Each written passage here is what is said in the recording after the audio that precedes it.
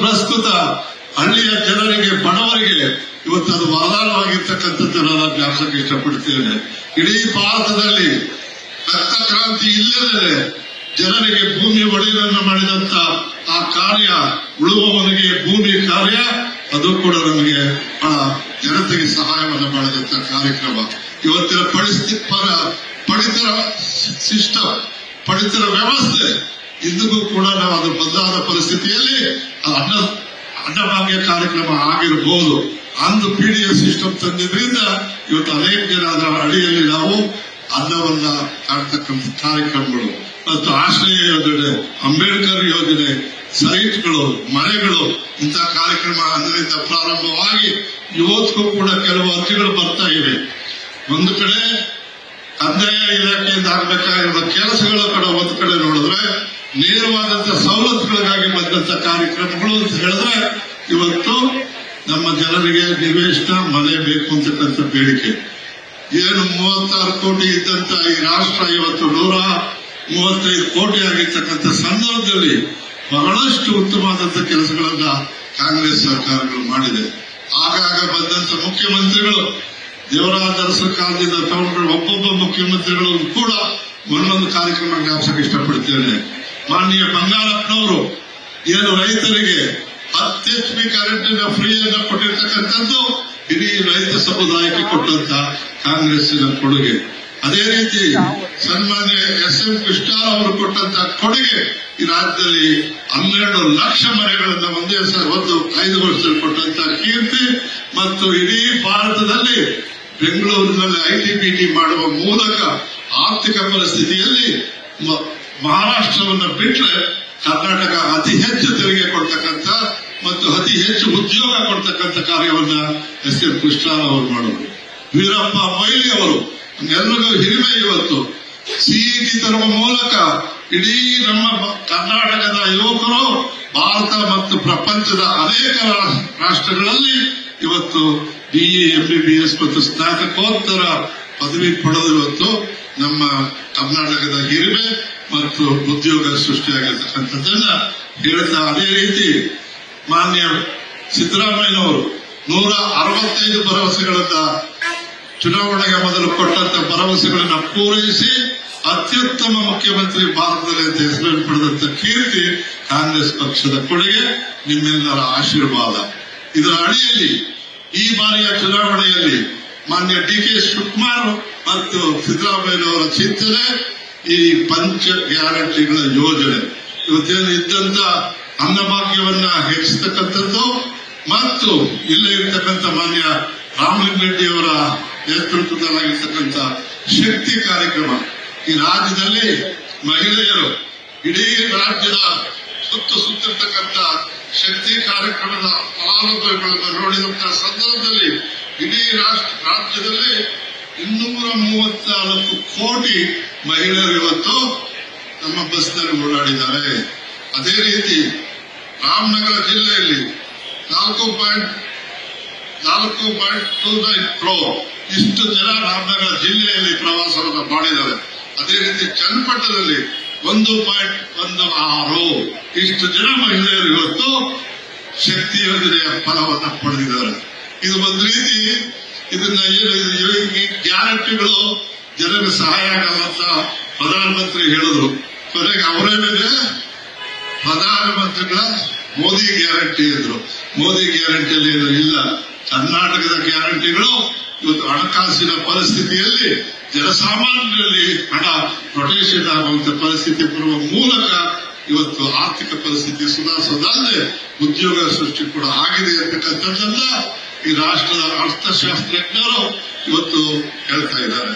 ಇದಲ್ಲದೆ ಇವತ್ತೇನು ನಾವು ಗೃಹ ಲಕ್ಷ್ಮಿ ಯೋಜನೆ, ಆ ಲಕ್ಷ್ಮಿ ಯೋಜನೆ ತಂದಂತ ಸಂದರ್ಭದಲ್ಲಿ ಮನೆ ಯಜಮಾನಿ ಕೊಡ್ತಾರೋ ಸೊಸೆ ಕೊಡ್ತಾರೋ ಅಂತ ಹೇಳಿ ಜಗಳ ಅಂತ ಮಾತಾಡಿದ್ರು.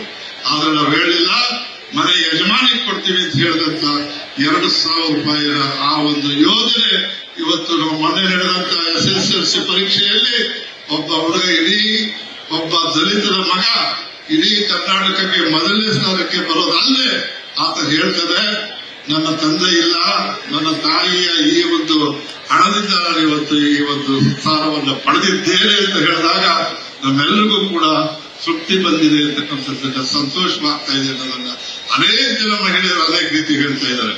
ಆ ಒಂದು ಗೃಹಲಕ್ಷ್ಮಿ ಯೋಜನೆ ಕೂಡ ಇವತ್ತು ರಾಮನಗರದಲ್ಲಿ 2.67 ನಮ್ಮ ಕೋಟಿ ಜನ ಅದನ್ನ ಪಡಿತಾ ಇದ್ದಾರೆ. ಅದೇ ರೀತಿ ಚನ್ನಪಟ್ಟಣದಲ್ಲಿ 63.577 ಇಷ್ಟು ಜನ ಇವತ್ತು ಗೃಹಲಕ್ಷ್ಮಿ ಯೋಜನೆಯನ್ನ ತಿಂಗಳಿಗೆ 2,000 ರೂಪಾಯಿ ಪಡೆಯುವಂತ ಕಾರ್ಯಕ್ರಮ. ಗೃಹ ಜ್ಯೋತಿ ಇವತ್ತೇನು ನಾನು ಶಿವಕುಮಾರ್ ಅವರ ಬಗ್ಗೆ ಅಭಿಮಾನದಿಂದ ಮಾತಾಡಲೇಬೇಕು. ಇವತ್ತು ವಿದ್ಯುತ್ ಶಕ್ತಿ ಇವತ್ತೆಲ್ಲರಿಗೂ ಬೇಕಾದಂಥದ್ದು. ಅದನ್ನ ಇವರು ಇಡೀ ರಾಜ್ಯದಲ್ಲಿ ಈ ಕನಕಪುರ ಕ್ಷೇತ್ರ ಅದರಲ್ಲೂ ರಾಮನಗರ ಜಿಲ್ಲೆಗೆ ಹೆಚ್ಚು 2 ರೈತರಿಗೆ 1 ಟ್ರಾನ್ಸ್ಫಾರ್ಮರ್ ಕೊಡ್ತಕ್ಕಂಥ ಕಾರ್ಯಕ್ರಮ ಇಡೀ ಭಾರತದಲ್ಲಿ ಅದು ನಮ್ಮದು. ಅದರ ಕೊಡುಗೆ ಮಾನ್ಯ ಶಿವಕುಮಾರ್ ಅವರ ಚಿಂತನೆ ಮತ್ತು ಸರ್ಕಾರ.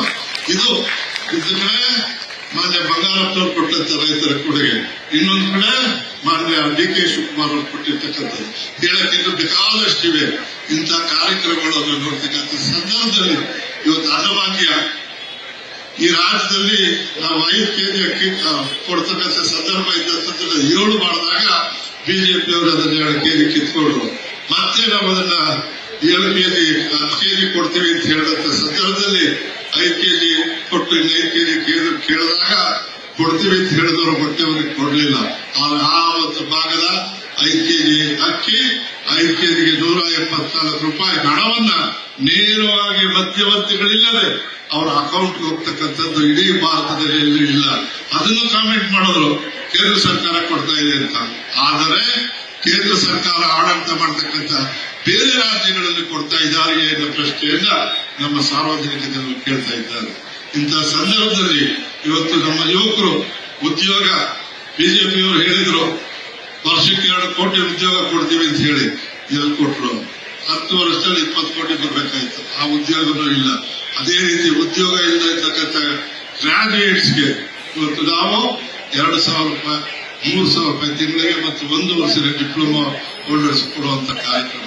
ಇವೆಲ್ಲ ಕಾರ್ಯಕ್ರಮಗಳಿಂದ ಇವತ್ತು ಕರ್ನಾಟಕದಲ್ಲಿ 136 ಸೀಟ್ಗಳನ್ನು ಗೆದ್ವಿ. ಅದೇ ಲೋಕಸಭೆಯಲ್ಲಿ ಆಗಿಲ್ಲ ಅಂತ ಹೇಳಿದ್ರು. ಅದ್ರ ಒಂದು ಮಾತು ಹೇಳಕ್ ಇಷ್ಟಪಡ್ತೇವೆ. ಲೋಕಸಭೆ ಚುನಾವಣೆಯಲ್ಲಿ ಆದಂತ ಬೇರೆ ಬೇರೆ ವ್ಯತ್ಯಾಸಗಳಿಂದ ಆದರೂ ಕೂಡ 36% ಕಾಂಗ್ರೆಸ್ಗೆ ಇದ್ದಂತ ಓಟು 13% ಓಟು ಜಾಸ್ತಿ ಆಗಿದೆ ಅಂತ ಹೇಳಿದ್ರೆ ಅದಕ್ಕೆ ಕಾರಣ ಈ 5 ಗ್ಯಾರಂಟಿಗಳ ಫಲಾನುಭವಿಗಳು ಇರ್ತಕ್ಕಂಥ ಹಿರಿಮೆಯನ್ನ ಸಂತೋಷವನ್ನ ವ್ಯಕ್ತಪಡಿಸ್ತಾ ಈ ಕಾರ್ಯಕ್ರಮದಲ್ಲಿ ಭಾಗಿಯಾಗಿ ಅದರಲ್ಲೂ ಏನು ಈ ರಾಜ್ಯದಲ್ಲಿ ಈ ಒಂದು ಹೈ ವೋಲ್ಟೇಜ್ ಕ್ಷೇತ್ರ ಅಂತ ಹೇಳ್ತಾರೆ. ಆದ್ರೆ ಈ ಕ್ಷೇತ್ರದಲ್ಲಿ ನಾನು 2 ದಿವಸದಿಂದ ಬರ್ತಾ ಇದ್ದೇನೆ. ಈ ಜನರ ಆಹ್ವಾನಗಳನ್ನ ನೋಡಿದಾಗ ಇಂದಿನ ಶಾಸಕರು ಏನ್ ಮಾಡಿದ್ದಾರೆ ಅನ್ನೋದನ್ನ ನಾನು ಹೇಳೋದಲ್ಲ, ಈ ಜನರೇ ಸಾಕ್ಷಿ ಇರ್ತಕ್ಕಂಥದ್ದನ್ನ ಹೇಳ್ತಾ ಇಂಥ ಕೆಲಸಗಳನ್ನ ಮಾಡೋದೇ ಬರೀ ಟಿವಿಗಳಲ್ಲಿ ತೋಟದಲ್ಲಿ ಕೂತ್ಕೊಂಡು ಕಾಮೆಂಟ್ ಮಾಡೋದಷ್ಟು ಸಮಂಜಸವಲ್ಲ.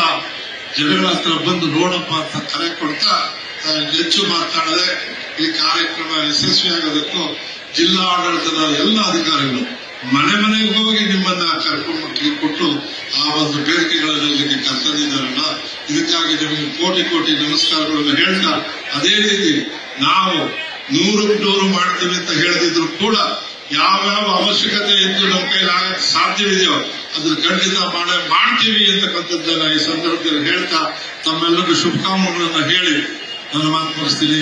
ನಮಸ್ಕಾರ. ನ್ಯೂಸ್ ಫಸ್ಟ್ ನಿರ್ಭೀತಿಯಿಂದ ನಿಮ್ಮ ಪರವಾಗಿ.